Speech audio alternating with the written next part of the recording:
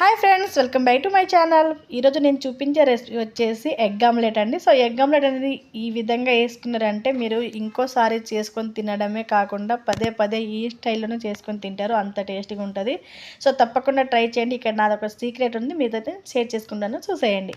So ఇక్కడ process అంతా చూపిస్తాను, చూసేయండి. ఇక్కడ ఒక మిక్సింగ్ బౌల్ తీసుకొని దీంట్లోనే కట్ చేసి పెట్టుకున్న ఆనియన్స్, చాలా చిన్నగా కట్ చేసుకోవాలి ఆనియన్స్ అలాగే పచ్చిమిర్చి, కొత్తిమీర, పుదీనా, అల్లం వెల్లుల్లి పేస్ట్, కారము, పసుపు అండ్ టేస్ట్కి తగ్గట్టుగా సాల్ట్.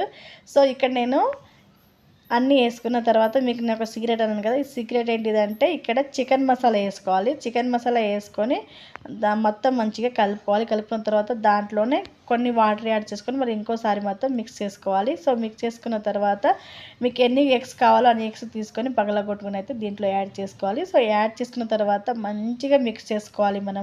మనం ఎంత మంచిగా మిక్స్ చేసుకుంటే మనకు ఆమ్లెట్ అనేది అంత టేస్టీగా ఉంటుంది. సో నేను చూపిస్తాను చూడండి. ఇలా మంచిగా మిక్స్ చేసుకొని దీని మీద మూత పెట్టేసి ఒక 2 మినిట్స్ వరకు అట్నే వదిలేయండి.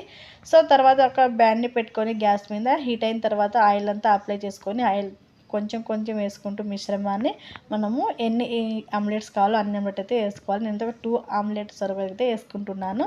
సో వేసుకొని పైనుంచి కొంచెం ఆయిల్ అప్లై చేసిన తర్వాత ఒక 2 మినిట్స్ వరకు అట్నే వదిలేసి అటు నుంచి ఇటు తిప్పుకొని మంచిగా కాల్చుకుంటే మనకు ఎంతో టేస్టీగా ఉండే ఎగ్ ఆమ్లెట్ అయితే రెడీ అయిపోతుంది.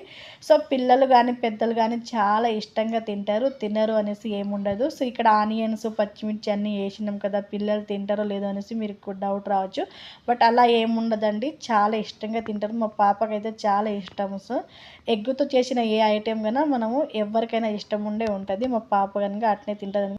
ఇలా అయితే చేసుకొని తినండి, చాలా బాగుంటుంది. సో మీరు ఎలా చేస్తారో తప్పకుండా కామెంట్ సెక్షన్లో కామెంట్ చేయండి. సో ఈ పద్ధతిలో మాత్రం చేసుకొని తింటే మీరు ఇదే పద్ధతిలో పదే పదే చేసుకొని తింటారు. అంత టేస్టీగా ఉంటుంది, చాలా బాగుంటుంది. సో తప్పకుండా ట్రై చేయండి. మీకు ఎలా వచ్చిందో కామెంట్ సెక్షన్లో కామెంట్ చేయండి. సో పిల్లలు అయితే చాలా ఇష్టంగా తింటారండి, చెప్పాలంటే మా పాపకైతే చాలా ఇష్టము. సో ఫైనల్గా అయితే నేను 2 ఎగ్స్ తీసుకొని 2 ఎగ్ ఆమ్లెట్ అయితే వేసుకున్నాను. సో చూసేయండి ఎంత మంచిగా ఉన్నాయో, అంతే టేస్టీగా ఉన్నాయి.